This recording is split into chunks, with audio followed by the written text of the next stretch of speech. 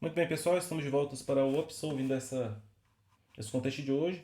Imagino que quem está começando esse semestre deve ter tido um pouco mais de dificuldade hoje do que na semana passada, porque as técnicas que estavam envolvidas aqui são técnicas que não fazem parte do conteúdo de geometria, né? E quem não tivesse conhecimento prévio de programação dinâmica, por exemplo, poderia ter uma dificuldade maior aí de avançar no contest, né? Mas como a dificuldade é relativa, né? O contest ele vai aumentando a sua dificuldade ou abaixando a cada evento aí, a dificuldade relativa vale a mesma coisa para todos, então às vezes a gente mesmo acertando menos questões, às vezes fica melhor ranqueado do que quando acerta mais questões. Não foi o meu caso, né? Eu acabei uma situação pior que na semana passada, me atrapalhei muito na questão de saber como fazia, mas acabei me embananando aqui, e aí não finalizei essa daqui, que a princípio era para ter passado, mas tem alguma bobeira na minha DP que não está passando. Vai ser como na semana passada, eu vou achar uma condicional, alguma inicialização ali que está errada e depois a contagem não está batendo, né? Mas está aqui o resultado da turma, mas os 20 primeiros, né? Deixa eu estender a listagem aqui para os 100 primeiros, que aparece todo mundo, passar aqui rapidamente. Lembrando que quando eu extraio aqui as informações desse contexto aqui, elas vão ser relativas, né? Sua posição em relação à disciplina e também aqui para o Etcoder, né? Não é exatamente o número de problemas que você resolveu, mas como você ficou em relação aos colegas, né? Se você ficou... Professor, Oi, quem você me tá chamou? com Oi, Enzo. papel, Enzo? Você tá compartilhando a tela aqui? Ah, não, perdão, Enzo, é porque eu não É, que tinha... parece que tava falando que tava mostrando a tela e não tava. É porque quando eu saí da chamada, né? Aí caiu o compartilhamento, eu tinha esquecido, mas agora tá aqui, ó. Deixa eu voltar aqui então para o topo. Então temos aqui alguns colegas da turma já aparecendo aqui, eu vou passando. Então o seu posicionamento relativo é o mais importante. Está aqui o Enzo que acabou de me chamar, o Kesp está aqui também, o João, o Guilherme também, ó, fizeram 3 questões e por aí por diante, né? Então a questão aqui do posicionamento é relativo, então quando vai para o ranking vai ser em relação aos estudantes da turma, né? Conforme a gente já combinou. Como eu falei, um contexto que eu achei dos que a gente fez até agora, tipo, deu mais complicado, né? Que dava mais trabalho, tinha que prestar mais atenção e usar as técnicas um pouco mais sofisticadas. Então, se vocês sentiram uma dificuldade extra hoje, é normal. Eu fiz as 4 primeiras, né? Como eu falei pra vocês. A quinta tá pra sair, eu não sei o que eu tô fazendo de bobagem aqui.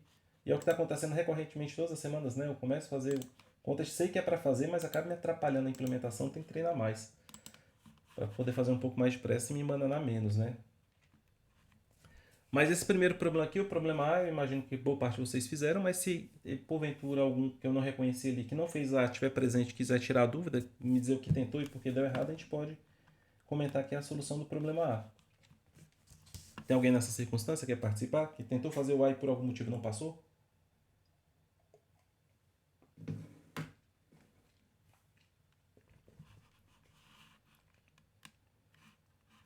Muito bem, sem manifestações, se alguém quiser se manifestar, fica à vontade. Eu confesso para vocês que o inglês, essa questão me confundiu inicialmente. Eu codifiquei inicialmente errado porque falou que deve ser classificado A ou melhor, né, o maior, você ganha uma camiseta.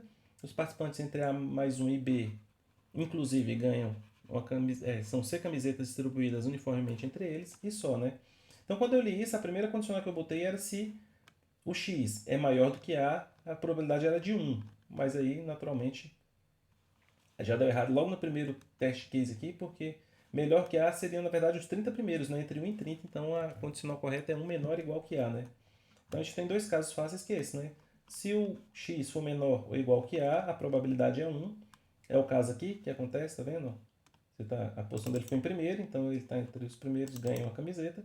E se ele não tiver, se ele estiver acima de B, então, que é o caso aqui, ele ficou na posição número 1000, o B é 2, então a probabilidade é zero. Então ele só ganha a camiseta com certeza se ele estiver entre 1 e A e não ganha se ele estiver acima de B. Nesse intervalo aqui que a gente tem que calcular a probabilidade. Então o que precisa fazer calcular essa probabilidade? É a posição que ele ocupou, no caso a 20ª posição, e quantas são as pessoas que estão nesse intervalo, né, entre A e B inclusive. Então é 500. Menos 30 aqui são o número de pessoas que estão nesse intervalo. Quando você faz o quociente aí, dá exatamente a probabilidade que você precisa para imprimir lá na tela. Então, é um código bem tranquilo, não tem muito segredo.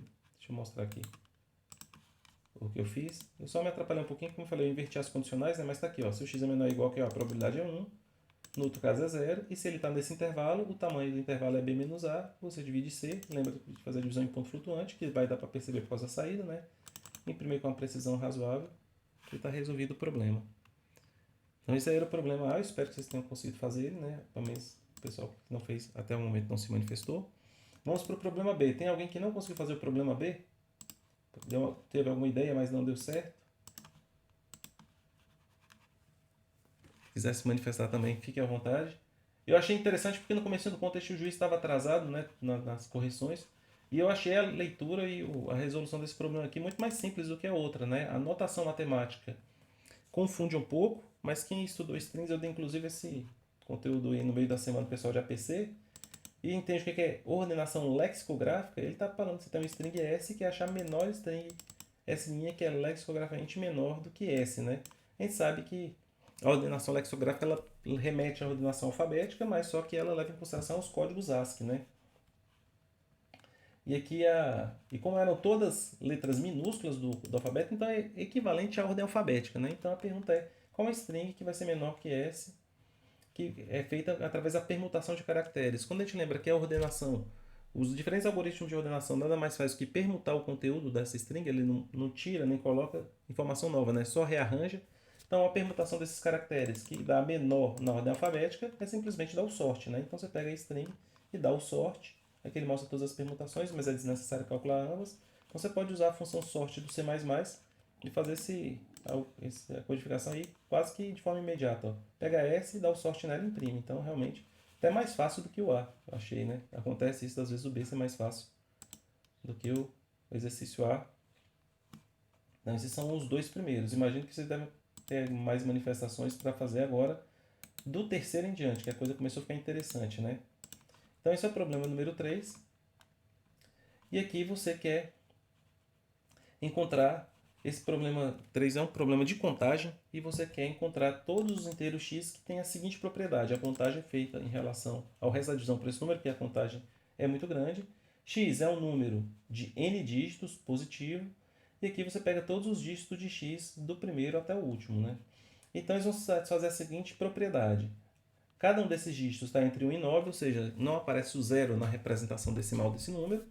E a diferença em valor absoluto entre um dígito e o dígito que o sucede, o xi e o xi menos 1, essa diferença em módulo é menor ou igual que 1.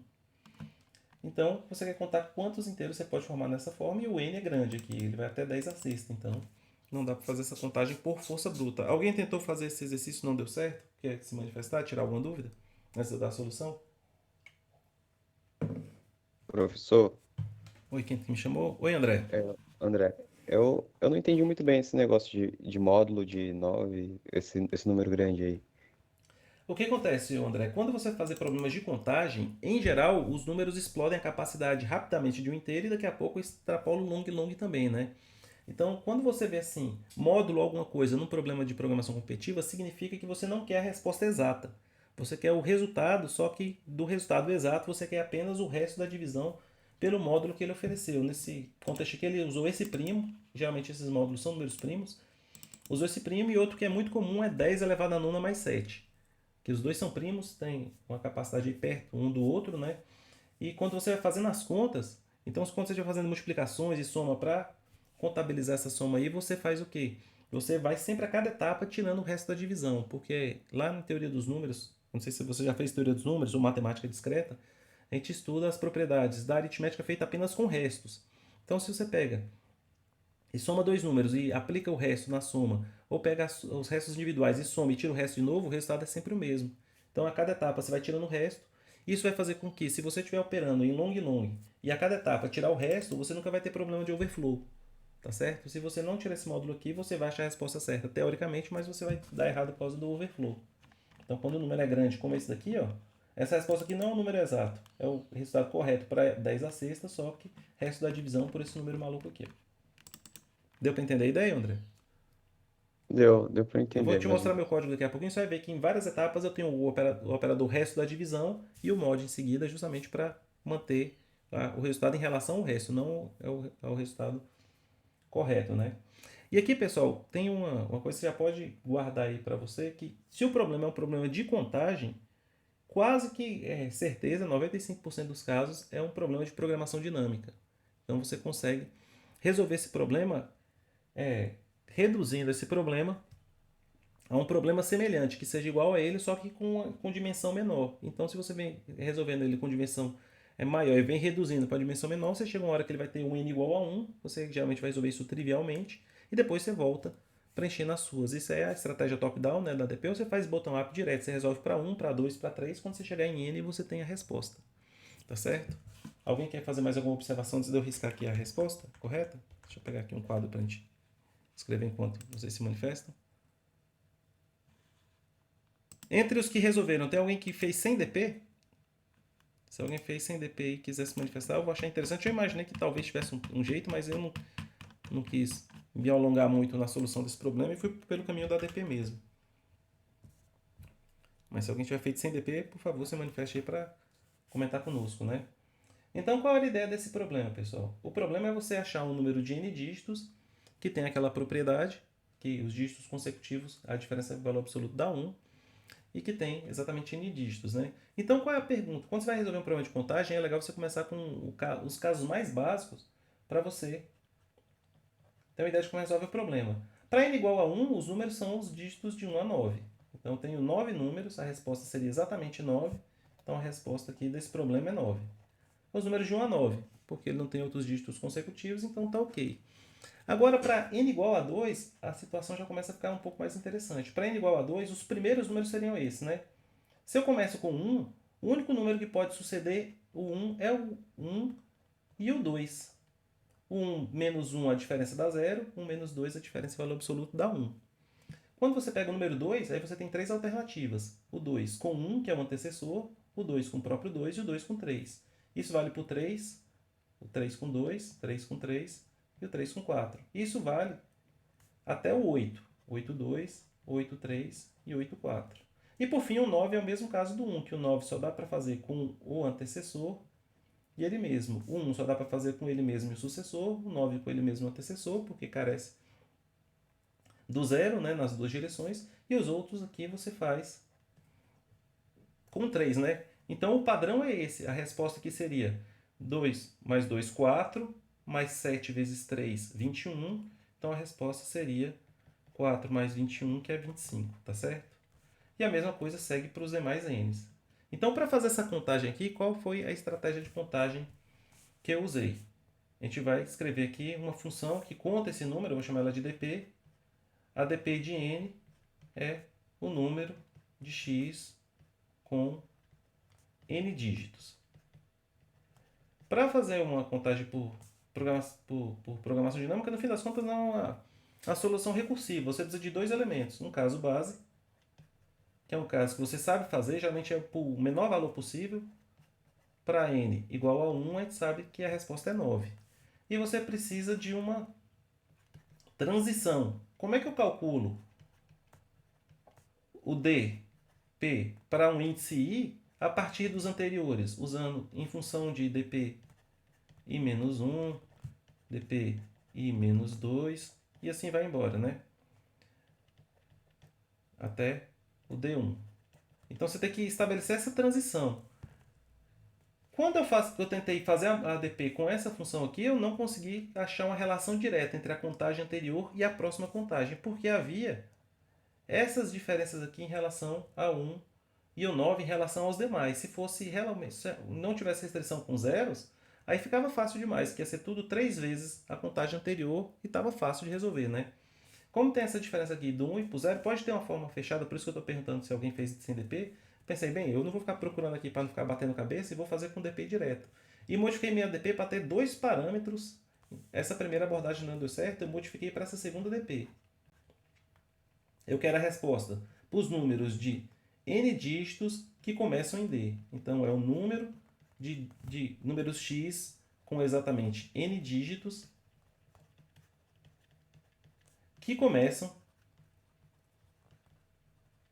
com D. Então, agora, tendo essa DP dupla aqui, a coisa fica mais tranquila, porque o caso base, agora serão casos base, porque são vários, eu tenho que para números de um dígito, independente se ele começa em 1, 2, 3, 4, 5, 6, 7, 8 ou 9, eu só tenho um número para cada. E como é que eu faço a transição? Agora, como eu sei a quantidade para cada dígito inicial, eu posso fazer a transição da seguinte maneira. Para calcular para i dígitos começando em 1, o que eu vou ter? Para completar os números que começam em 1, eu só posso ter a contagem de números que tem i menos 1 dígitos, que começam em 1, mais a contagem para números que tem n menos 1, i menos 1 dígitos, que começam em 2, que é aquela conta que a gente fez lá em cima. Para os números que começam em 9, a contagem é parecida. São os números que têm um dígito a menos e que começam no próprio 9, ou os números que têm um dígito a menos e começam no 8. Então, essas contagens atualizam o caso com i dígitos a partir de i menos 1 dígitos para 1 e 9, e para os demais, para um dígito d qualquer, que não é 1 e 9, a contagem vai ter 3 elementos. I menos 1 dígitos começando no d menos 1, i menos 1 dígitos começando no d, e i menos 1 dígitos começando em d mais 1, que é o caso do 2, isso aqui por d variando no intervalo de 2 até 8. Cada uma dessas etapas aqui eu tenho que fazer essas somas aí, módulo aquele valor que eu estava conversando com o colega. Então, com esse caso base e essa transição, a resposta do problema passa a ser, para terminar, a resposta do problema passa a ser o valor da soma, né, de dp com n dígitos, com d variando de 1 até 9. Então, essa é a resposta do meu problema. Deixa eu mostrar o código C++ que eu fiz para implementar isso. Cadê aqui o browser? Minhas submissões, está aqui a questão. Aqui, ó, então vejam vocês aqui, ó, o módulo está aqui estabelecido. Então, para resolver essa questão, eu fiz, para não ocupar muita memória, eu podia ter feito uma matriz quadrada, mas eu fiz um negócio que a gente faz, cumprir minha memória. Eu só preciso só do estado anterior, então eu guardo o estado anterior e o próximo estado. Então, eu começo para n igual a 1, preenchendo para os dígitos de 1 até 9 com valor 1. Para os próximos valores, ou então o que era o meu próximo passa a ser meu antecessor e eu calculo o próximo a partir disso. O próximo para 1 e para 9 são as regras que eu tinha escrito agora há pouco, né? É o que tinha antes para 1 e para 2, módulo, e para 9 para 8, módulo, e de 2 até 8 eu faço aquela conta, d menos 1, d e d mais 1.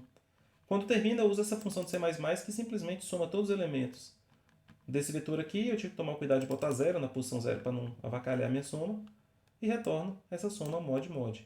Então, acabou que código DP é triste por causa disso, que são difíceis só de pensar, né? Que na hora de escrever, eles são relativamente simples, curtos, né? Esse é um ADP que a gente chama bottom-up, porque eu vou calculando o próximo estado a partir dos anteriores, então não tem recursão. O que eu estou fazendo para string está com recursão, pena que eu não terminei para mostrar para vocês a outra maneira de fazer. Mas problemas de contagem é isso. E veja aqui, só para finalizar essa discussão, que quando eu fiz essa redação aqui, eu acabei saindo do lugar certo, deixa eu voltar aqui. Então, quando eu crio uma função, veja que eu calculo uma outra instância da função a partir dela mesma, ou seja, é o mesmo problema. Então, como é que eu tenho que ler isso aqui? Um número de inteiros positivos com i dígitos que começam com 1 e respeitam aquela propriedade pode ser computado da seguinte maneira. Eu computo todos os números que começam com 1 e tem i menos 1 dígitos com aquela propriedade, ou seja, se eu pego esse número que tem i menos 1 dígitos e coloco o 1 na frente, ele passa a ter um dígito a mais e continua respeitando a propriedade, porque 1 e 1 a diferença é 0. Ou eu pego os números que têm essa propriedade, mas começam em 2 e tem 1 menos 1 dígitos, então eu acrescento 1 nesse número e vai o 2. Deixa eu mostrar isso aqui para vocês.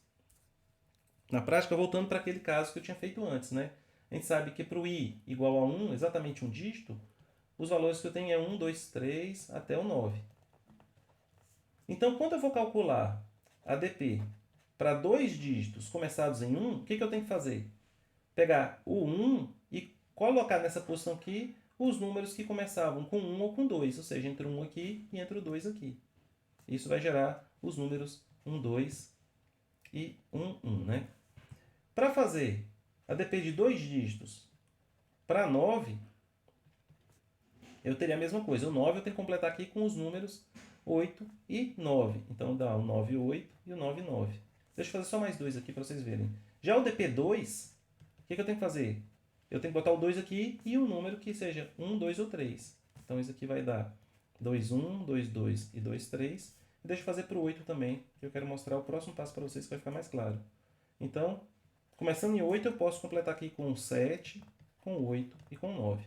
Eu peguei só esses aqui porque eu quero fazer o 3 para vocês entenderem.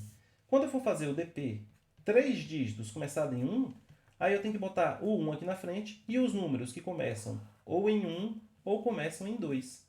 Isso vai gerar os números 1, 1, 2, 1, 1, 1, 1, 2, 1, 1, 2, 2 e 1, 2, 3. A gente não precisa explicitar os números lá na conta, mas pelo menos a contagem fica certa. É 2 mais 3, 5.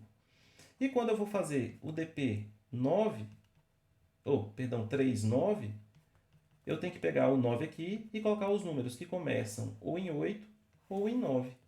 Isso vai dar o 989, 999, 998, eu tinha esquecido dele, 987 e 988. São 5 números. Então esse é o processo que a contagem vai fazendo ali automaticamente para a gente.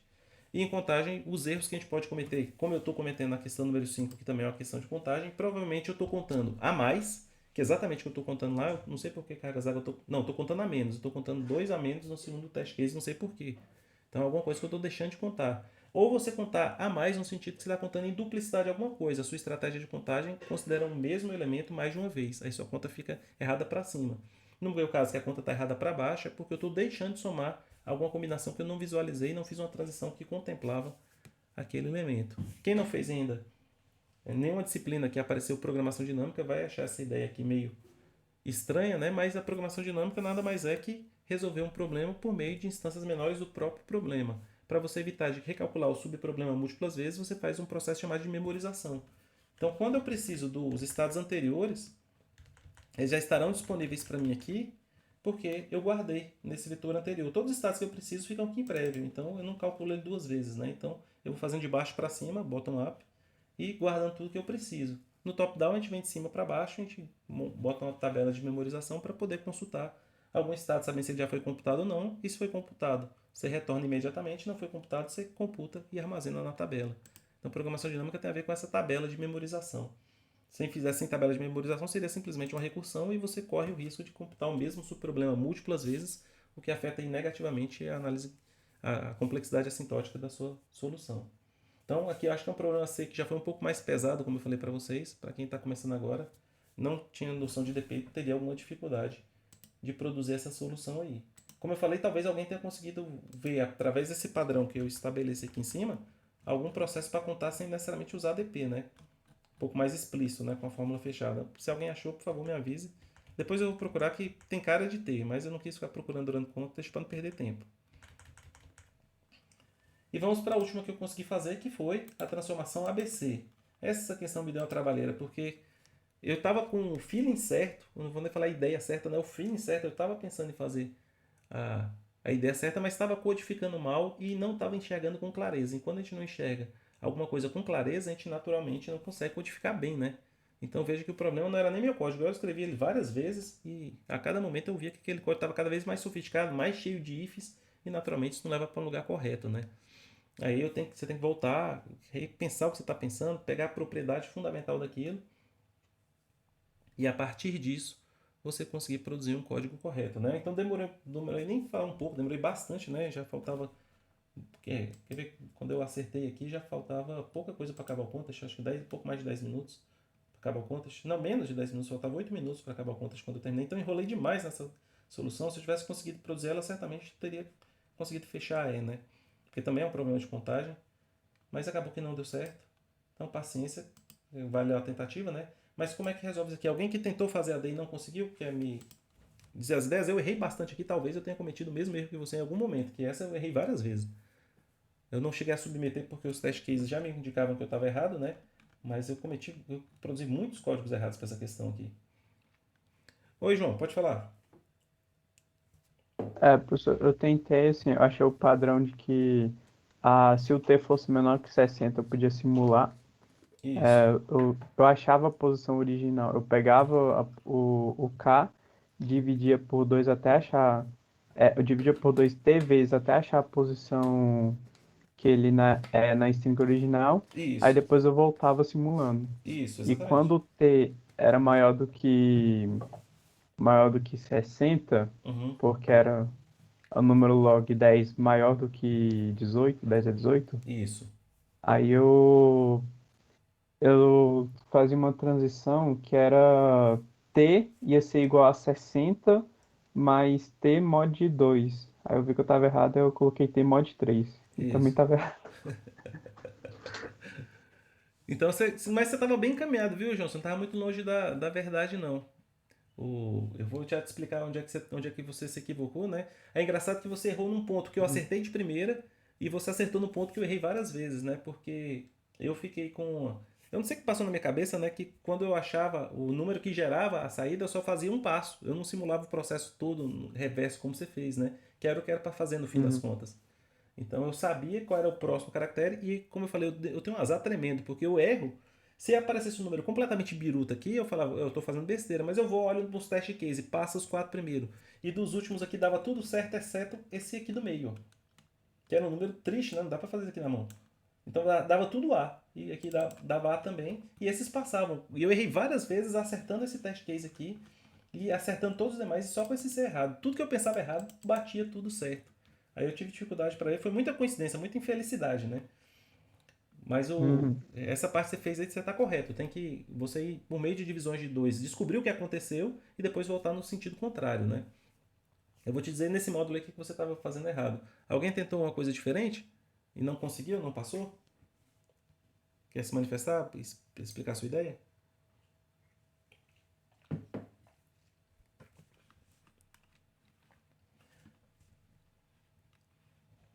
Muito bem, se alguém quiser participar, fique à vontade, é só levantar a mão e conversar conosco. Eu vou aqui explicar para o João o que eu fiz que correspondeu a isso, João.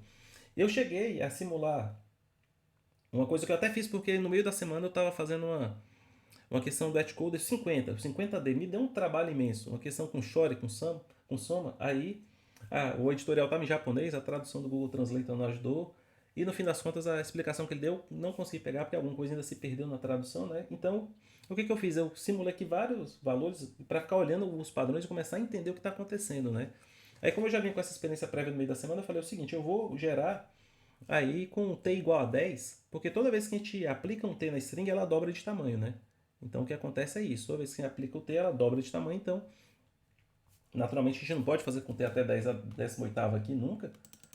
Mas eu queria ver qual era o comportamento. E o que acontece? Por conta dessas transições aqui, numa posição fixa, que você fixar no string, a partir do momento que aquela posição está disponível, você vai olhar que ela vai ficar num movimento cíclico entre A, B e C.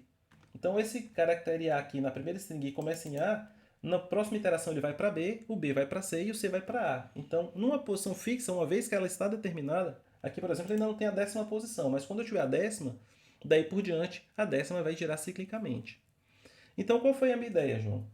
Era o seguinte: primeiro eu tive que tirar um caso básico para não me atrapalhar. Se na entrada ele está falando da string original, você retorna imediatamente.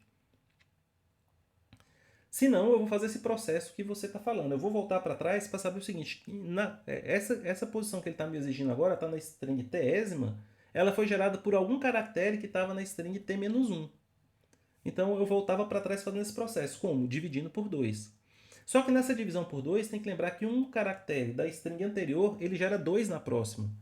Então quando eu fui gerado como o primeiro ou o segundo desses caracteres. Então a conta era essa. Vamos pegar aqui no caso aqui do 3. Esse caractere 3 da string T1 foi gerado pelo caractere 1 ou 2 da string original. Então, para essa conta aqui não ficar confusa, eu renumerei os índices para 0 até n-1, que é a string que a gente levar de 0 a n-1, né? Então, aqui seria o caractere no índice 2, que é o C aqui da string S1, ele foi gerado pelo caractere do índice 1 da string original, que é esse B. Então, quando eu penso em 2 aqui, dividido por 2 dá o índice 1, que é certo. E importante, qual o resto da divisão antes de fazer essa divisão? Eu errei muito porque eu estava calculando o resto depois. Quando você tira o resto da divisão de 2 por 2, dá 0. Então é o seguinte, esse caractere B, ele gera dois caracteres, o de índice 0 e o de índice 1. Então aqui seria o caractere de índice 1 nessa string, primeiro caractere, por isso que é C. A resposta aqui para esse test case. Aqui no caso do 6, quando eu subtraindo deu 5, 5 dividido por 2 é 2, então foi o caractere do índice 2, que é o 3, e o resto da divisão de 5 por 2 é 1. Então é o segundo caractere que o C gera. O C gera os caracteres AB, cadê aqui, ó? AB, então o segundo é B, a resposta para esse caso é B. Tranquilo, João? Isso aí você também conseguiu fazer, né? Consegui, só que eu usava a máscara binária do K para fazer o backtracking para voltar. Ah, entendi. Você não chegou a guardar os restos. Eu guardei os restos do vetor aqui para voltar. Eu já estava com esses restos em mão mesmo. Agora a Uhum. questão é o seguinte: você vai voltar a fazer esse processo de divisão por 2 até quando? Eu fiz um laço até o seguinte: ou até eu atingir a string original, que é a string T0, ou até o que o meu K se tornasse zero. Tá certo? Então, o dos dois que acontecesse antes. Então, como a divisão por 2 encurta o número muito rápido, cedo ou tarde, 60 passos, como você falou aí, uma dessas duas coisas ia acontecer. Ou K ou T, um dos dois ia chegar em zero, né? E o ponto é o seguinte: quando eu chegar nessa string T0, eu tenho ela aqui, que é dada na entrada, eu sei o caractere de partida para fazer o processo contrário. Só que o processo que eu nem sempre chego na T0. Às vezes eu paro com K igual a zero na T1000, que é o que aconteceu com você, né, João? Agora, no 1000, o caractere zero da posição 1000, qual era o caractere que estava naquela posição? Aí eu fazia essa conta. Eu pegava o caractere zero da original, aplicava 1000 transformações. Então, somava esse 1000 no índice do caractere da original, módulo 3. Aí agora eu sei o caractere de partida. Aí, a partir desse caractere de partida, eu fazia o processo da simulação reversa. Deu para entender a ideia, João? Eu parava com T igual a zero mesmo. É, exatamente. Eu sempre partia do caractere de índice zero. Tá certo? Então eu pego o caractere de índice zero da string original, aí aplico ali T transformações, que são as que restaram depois desse processo de divisões múltiplas, né? O que restaram, aí eu somo isso no índice, aí eu converto A, B e C para 0, 1 e 2, né? Somo isso, tiro o módulo 3, aí volto para A, B ou C. E a partir disso eu vou fazendo a simulação reversa. Deu para entender a ideia? Uhum. Deixa eu te mostrar o Foi código aqui. basicamente o que eu fiz mesmo. É, exatamente, ó. Um código vale 1000 palavras, né? Então tá aqui, ó. Para cada uma das queries aqui, ó, eu primeiro trago os índices K de 0 a n-1. Se o t igual a 0 é string original, eu posso consultar diretamente. Agora eu começo com meus restos aqui. Não precisa nem ter inicializado esse resto, né? Mas aqui, enquanto o t maior que 0 e o k maior que 0, eu decremento o t, guardo o resto para poder reconstruir nesse vetor de restos e divido k por 2. Aqui é aquela conta, João. No índice k aqui, que é o...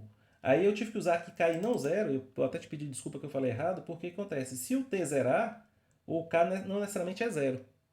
Então eu vou na string na Uhum. posição k, subtraio de a para botar a questão dos índices, somo t e o resto da divisão por 0. Depois retorno isso para caractere.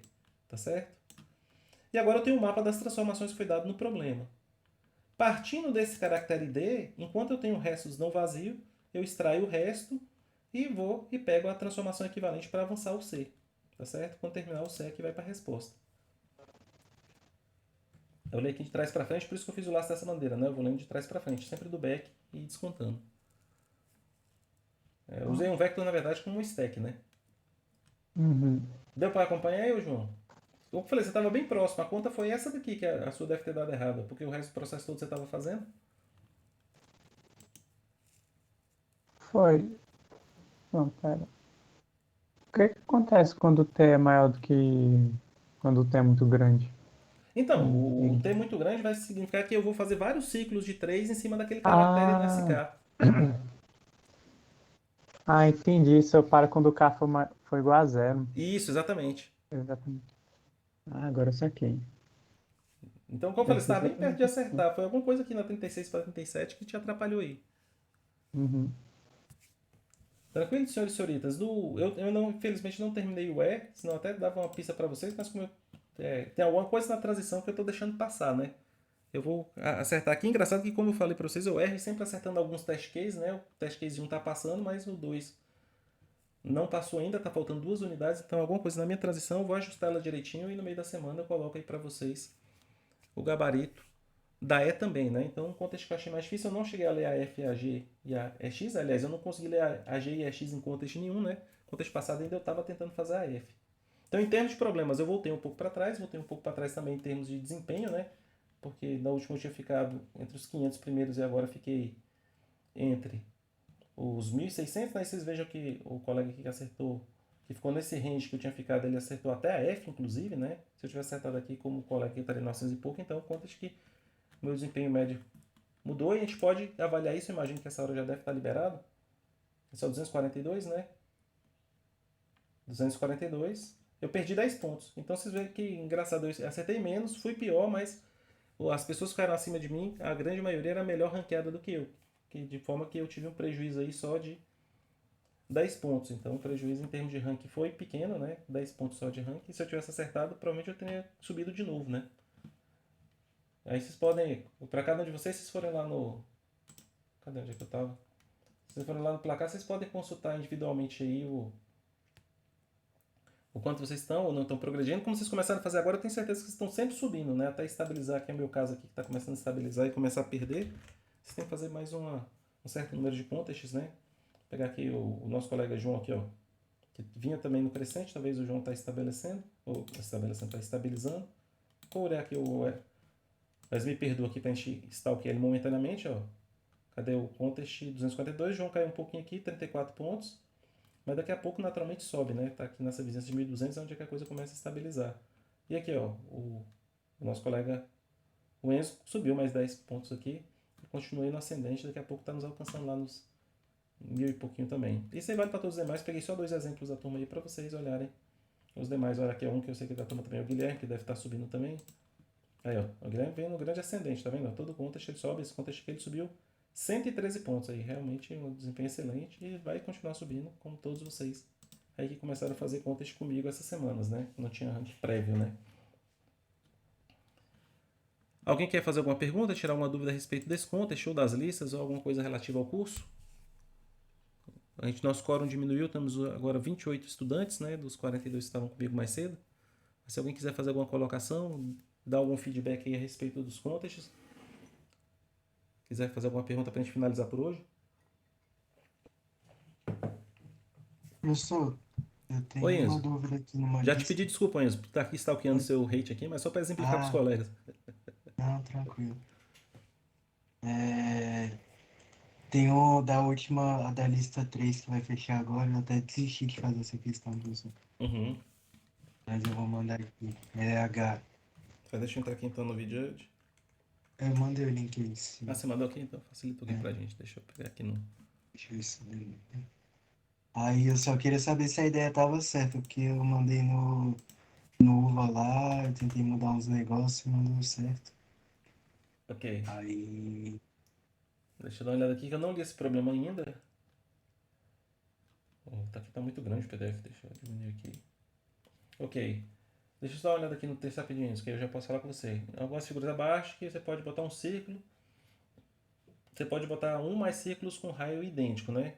A propriedade interessante de círculos é que cada círculos consecutivos tocam em outros. São todos tangentes entre si, né? Então você tem o raio R do círculo maior e o número N de círculos de raio igual que você tem que colocar dentro do maior.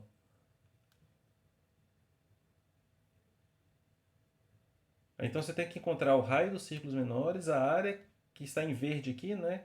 E a área que está em azul. Então, na verdade, eu entendi a natureza do problema aqui. Tem que ver o que vai acontecer. Interessante. Problema bastante interessante, diga de passagem. Como é que você está tentando fazer ele, Enzo? Eu estou com algumas ideias aqui. Então, para as duas áreas, né? A verde é a mais fácil, que aí, tipo, se você tem azul e aí sabe calcular as áreas menores, né? Você calcula a área do círculozão e subtrai tudo. Isso. Aí a da azulzinha, eu vi que, tipo, os centros dos círculos menores, né? Formavam um polígono regular. Perfeito. Aí dava para calcular a área desse polígono e subtrair os setores, né, Sim, do dos círculo. círculos. Entendi. Se você pegar a união Aí, aqui, você vai ter alguns setores, né? E desconta eles. Perfeito. e aí o que eu passei um tempão, né, era como é que eu conseguia o raio dos menores. Isso. Aí eu vi que, tipo, eu podia dividir o círculo maior, né, e aí meio que em setores, e aí eu vi que isso dele podia formar um triângulo, né, com a apótema de tamanho Rzão. Aí Isso. eu meio que construí o, esse triângulozão. Aí eu pesquisei, né, como é que consegue o raio inscrito num triângulo. E aí Isso. eu peguei esse raio. Aí com Isso. esse raio eu consegui derivar o resto. Só que aí não tá dando, não passou. Aí eu desisti, eu até pesquisei, vi como é que a galera fez lá. Aí eu Isso, pesquisei também como você tinha para calcular a área do polígono, né? Que você até deu hoje. isso. Até tentei também. Aí não deu certo, professor. E aí. Mas quando você faz, Enzo, e roda esses valores aqui estão batendo. Então, eu peguei o debug, né? Isso. Aí eu entrei lá, tava batendo tudo. Aí não bateu em um caso de teste, só que tava, tipo, o erro relativo tava, tipo, 10 oitavos. Na oitava casa decimal que tava dando erro. Não, isso é triste do Uva. E Aí, sabe o que é o problema, Enzo? Que isso é uma coisa que é frustrante no Uva. Ele ainda usa comparação baseada em diff. Se esse fosse um problema do Codeforces, tinha passado com certeza. Porque eles fazem por erro relativo, não por erro absoluto, né? Então, quando você aham. tem um problema como esse, a depender de como a pessoa escreveu a sequência de operações, Enzo, aí você tem, quem você falou, um problema na 18ª casa decimal. Aí, como ele confere todas essas casas decimais por conta de... Aí, ó, diz ele, inclusive, que a gente não acredita, É, né, que isso. tem um checker especial. Duvido, porque senão dava esse tipo de erro, né? Como você falou, seu É, erro, se fosse assim, se estivesse errando grotescamente um caso, não é, né? Você está usando variáveis long, long double ou está usando float? eu usei double, eu tentei com tudo, professor. Submeti com double, long double, troquei, tentei um monte de coisa. Aí nada passou. Aí eu só desisti de fazer a questão. Foi, Ah, que a triste, hein? ideia estava certa, então. E nos que você procurou as soluções AC, você viu que eles estavam fazendo alguma coisa diferente ou está fazendo E tipo, o, o dos setores tudo tava igual. Isso, Aí o mais diferente era para descobrir a área do polígono isso, e o raio do círculo menor, que isso. eram umas fórmulas doidona lá, né? Aí eu até fiquei, né, receoso assim, será que isso daqui passa? Aí eu peguei o código do cara e submeti em outra conta, né? E aí Passou. realmente passa. Mas aí É. assim, aí eu até tentei entender, né, porque, tipo, como é que ele consegue responder, mas eu não sou muito bom de geometria, não, professor. Eu Eu posso sou... olhar depois, Enzo, mas eu te garanto que é isso. Porque o que acontece? Problema de ponto flutuante ele vai acumulando um erro, não é? E É, acontece, a ordem das operações que você faz modifica a capacidade do erro. Então, se você faz o cálculo, por exemplo, da hipótese usando uma trigonométrica com uma cotangente, dá um determinado tipo de erro. Se você vai e recalcula isso usando uma relação com raio, com número de lados e nem usa trigonométrica, o erro é outro. É menor, provavelmente. Então, entra é, nessas sutilezas e esse cheque especial dele aí acabou não sendo tão especial quanto ele está falando, né? Porque se fosse do Code Force, como eu te falei, na oitava casa decimal você não teria problema, né? Então isso é muito triste. Eu vou te dar um exemplo de um problema que eu fui muito triste com ele. Era um problema que você tinha um triângulo, aí você tinha que dividir esse triângulo e calculando. E você fazia um processo de divisão dele que era recursivo. Aí você ia achando as alturas e você tinha que somar essas alturas desses triângulos, né? Aí o que acontece? Quando eu vi aquilo, Enzo, vi aquela soma, eu bati o olho e falei, eu conheço essa série de outros lugares, aqui é uma série geométrica, achei a fórmula fechada da soma, apliquei a fórmula para justamente não dar erro de precisão. Os casos de teste todos batiam exatamente o que você está falando. Todos do debug batia tudo, tudo, tudo, tudo. E não dava C de jeito nenhum. E eu troquei para float double, long double, fiz o que tinha para fazer e dando a WA está numa situação muito parecida com a sua. Resultado, o que eu tive que fazer? Quando eu consultei os colegas que tinham tirado a C, eles faziam a simulação. Olha só que coisa absurda. Como eles faziam a simulação, o erro que acumulava para eles era o mesmo erro do cara que fez o problema. Aí dava C. Mas como a minha fazia uma fórmula fechada e o erro era menor, eu tomava WA. Então é o ponto que você concluiu corretamente. O raciocínio está perfeito. A conta está feito certo. Você abordou o problema corretamente. Aqui é porque o problema do uva, infelizmente, é uma nuance de qual foi a fórmula que o cara usou. E como você viu que fórmula de apótema aí de polígono a gente tem mais de uma, aí se você não usou a mesma combinação de fórmulas do juiz, dá errado, que é completamente frustrante, né? Que isso aí não está julgando nada, né? Então, paciência, relaxa com esse problema aí, não bate mais cabeça com ele não, que provavelmente você está certo mesmo. E as fórmulas que ele usou foram outras que talvez, baseadas nas que eu mostrei hoje, que não foram as que você usou, por isso que não está batendo. só queria comentar mesmo para Não, é ver se. triste, eu fico Só. chateado com isso aí também, porque o que é mais triste de tudo, porque o Uva tem problemas muito legais né, em termos de contexto, de conteúdo. Esses são problemas interessantes, mas o juiz está muito antigo, né? Esse problema eu achei legal mesmo, assim, é Uma pena, bem né? Que se tivesse um cheque diferente. desse do Code Force, você tinha passado, tinha ficado tranquilo. E é importante que no programa de combetivo você tenha mais de uma abordagem que dê certo, né? Não é porque você usar exatamente a fórmula que tem que estar certo ou errado, né? Na maratona eles tomam cuidado e no Code Force também, mas o Uva tá ficando defasado, né? O Uva, coitado, tá numa situação muito triste, né? Perdeu o suporte da universidade. Quando você vai na página principal dos doadores, né? Do, do projeto, é pouquíssima gente, né? Eles fizeram, acho que um Patreon, acho que é isso. Eles têm algum mecanismo de financiamento coletivo, tá aqui, ó, tá vendo? Esses dois aqui não contam porque são os donos do site, né? Esse eu não sei quem é. Aí nas outras categorias não tem ninguém, tem mais 4 bronze, né? Então pode ser que a longo prazo, infelizmente, o site acabe, né? E vai ser uma pena, porque tem uma base gigantesca de problemas, né? E todos eles muito interessantes. O que eles podiam fazer nessa altura do campeonato, eu não tenho amizade suficiente com eles para propor isso, né? Que era fazer um esforço coletivo de pessoas que sabem formatar problemas, né, para atualizar essa base aí, botar os corretores customizados, atualizar os enunciados, tirar esse monte de PDF daqui e botar uma coisa como tem no Etcoder, no Codeforces, né? Eu estou fazendo inclusive esse trabalho, o Enzo e os colegas nem sabem disso ainda, né? Que eu tô fazendo isso com as primeiras maratonas da SBC. Então, eu espero terminar até o fim do ano, pegar as 5 primeiras maratonas, eu estou atualizando os problemas todos, escrevendo corretores customizados, os test cases que nem tem mais, né? Tá perdido aí ao longo da história. Então, se desse para fazer um trabalho desse como Uva, é um trabalho imenso, né? De esforço muito grande, mas seria legal preservar essa base inteira, que por hora fica nessa tristeza, né? Um negócio que ficou preso no passado, né? Mas é isso, eu entendo sua frustração e paciência. Deixa isso aí, depois eu vou olhar esse problema, eu vou ver se eu acho uma solução que passa. E depois eu posso te explicar para saber quais fórmulas que eu usei, né? Mas a ideia certamente vai ser a mesma que você fez, só que com fórmulas diferentes. Tranquilo? Legal esse Tranquilo, testemunho aí. professor, valeu. Seu, É, Enzo, porque realmente é frustrações que eu já passei também com uva, né? Eu coloco porque são problemas de contexto interessantes, mas essa geometria é sempre um risco, e esse eu não tinha feito ainda, né? E na verdade nem dá para prever, né? Que vai que eu dou sorte de primeira de achar uma combinação de fórmulas que passa, eu nem ia saber que era um problema, entre aspas, problemático, né? Mas é isso, senhores e senhoritas. Obrigado pela participação mais uma vez aí de vocês, mais uma maratona aí de 4 horas. Eu vou atualizar o ranking muito em breve. Daqui a pouco abre a próxima lista de exercícios, a lista número 6. Eu deixei os links aí no chat para vocês todos. Continuem. Sim, eu acho que quem está ficando até agora já começou a entender essa ideia. Eu vou reforçar que é muito importante. Tá acertando um a cada contest, está excelente. A ideia é você brigar pelo segundo daqui para o fim do semestre. A gente vai ter mais contests aí no Netcoder nas próximas semanas.